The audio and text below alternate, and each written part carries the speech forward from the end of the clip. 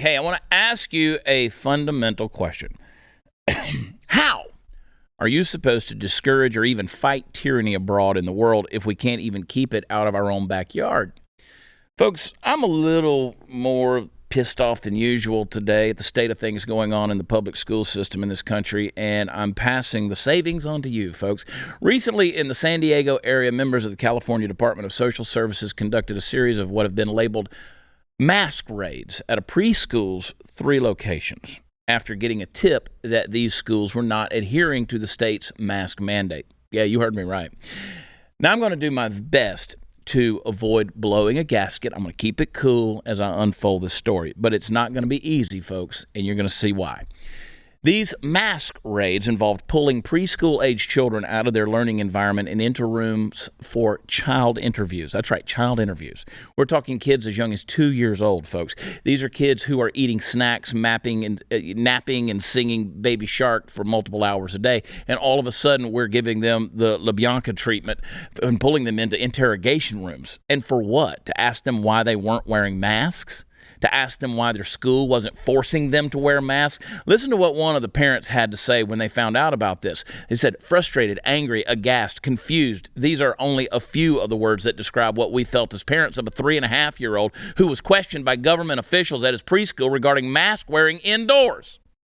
And by the way, lest you think that the California Department of Social Services, upon realizing that they had overstepped their bounds, issued a public apology and maybe fired whatever shit for brains pencil pusher ordered this crap, think again. On the contrary, they issued a statement defending their actions. Now, in case you don't know, the Department of Social Services has the ability to take children into a room and talk to them about suspected abuse. If someone thinks that your parents are beating you beyond a healthy amount, which I presume in California is any amount at all, these folks can take your kid into a room and ask them questions privately. Yet here we have a clear and obvious violation of what is already a dubious practice at best. And all of this is getting swept under the rug. You won't hear about it for long, folks. The preschool mended the error of its ways and upheld the mask mandate until it finally timed out a few days ago. And as per our usual arrangement, the media will most likely sweep this story under the rug as well. So once again, nothing to see here, folks. Move right along. Some rights got trampled on, but no big deal, right? Wrong. I don't care if it is California. This shit is unconscionable.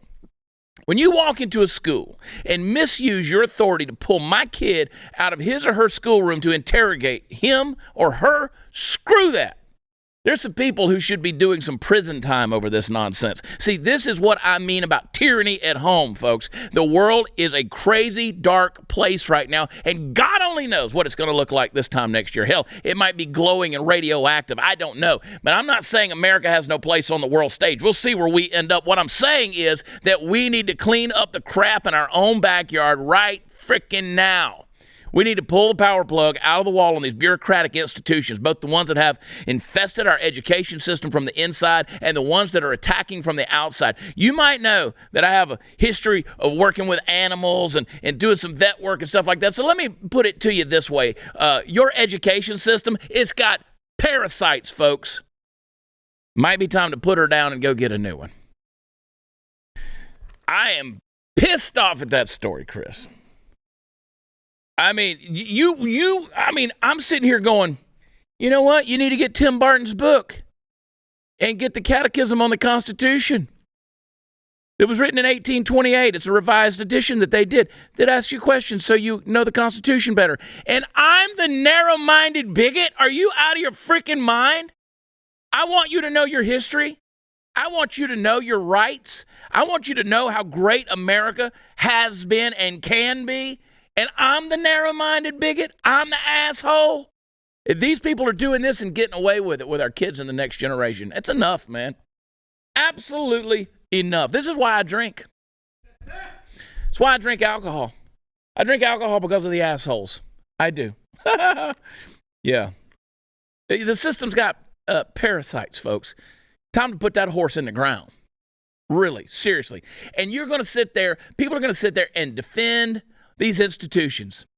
They're going to defend these institutions. They're going to defend these bureaucracies. They're going to defend these unions. They're going to defend these organizations. Well, my Uncle Joe, he works for... I don't give a shit what your Uncle Joe does for a living. If he works for a bad system, it's a bad system.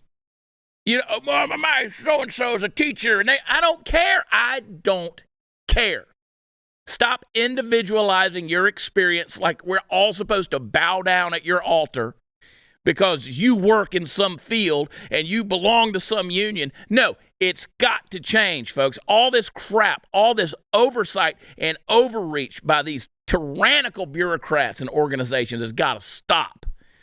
How far are you going to let them go? They do like the Russians did in 1917, pull your kids right out of the home, put them in orphanages where they could teach them how they want to. Are you going to let them do that? No, I would never let them do that. Why are you doing it now? Why are you tolerating it? This is child abuse.